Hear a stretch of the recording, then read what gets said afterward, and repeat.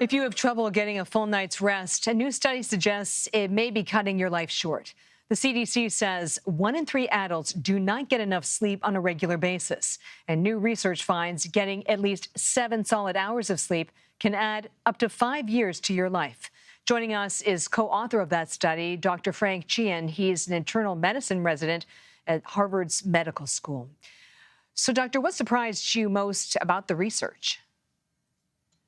Yeah, so what I really found interesting about this study was just the potential life expectancy gain. You know, we can see people expect to gain with just very fairly simple sleep quality improvements. So, you know, making sure you're getting about 7 to 8 hours of sleep per night. You know, having fewer than or no more than twice a week where you're having trouble falling or staying asleep, and then not using any sleep medications, as well as waking up feeling rested. And I think that last one was one I found particularly interesting because, you know, I think for a lot of people, you know, they might get the recommended number of hours of sleep, but oftentimes they do not feel rested because they either are going to sleep distracted, not sleeping in the most optimal environment, or they have undiagnosed sleep apnea that is not being adequately treated.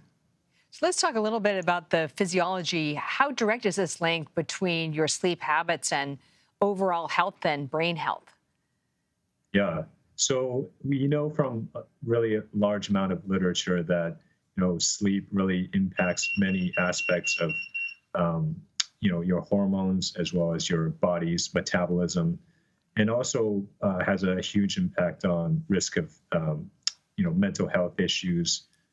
Certainly affects your likelihood to develop, you know, many chronic diseases. So, and with respect to brain health specifically, you know, it impacts our memory and our ability to learn things. So, I think it absolutely has a, you know, huge ramifications for a lot of health issues. Let's take that a step further. Some Americans really feel that they need sleep medications to get that solid 7 or 8 hours. Do the medications diminish the quality of the sleep and therefore the positive impact it can have on your health? Yeah, no, that's a great question. So, you know, this study was an observational study, so we don't have the definitive evidence to say whether the medications themselves are adversely impacting the beneficial effects of sleep. But I think that it probably is identifying a population that is otherwise having trouble sleeping, you know, by themselves. So I think that, you know, probably more research needs to be done on, you know, the best ways of obtaining sleep and, you know, whether these medications necessarily have an adverse effect. So where's the line? Is it okay to have 1 or 2 bad sleep nights a week if, you know, you have good sleep most other days?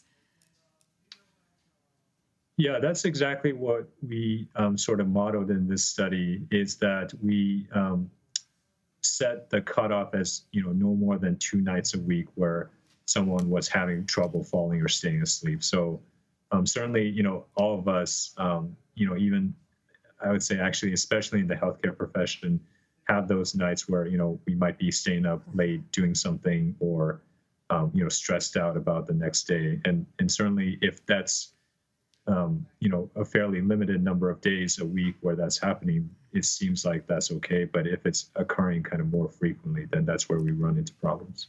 So final question, is there one thing that you could recommend that could immediately improve the quality of your sleep and have those positive health effects?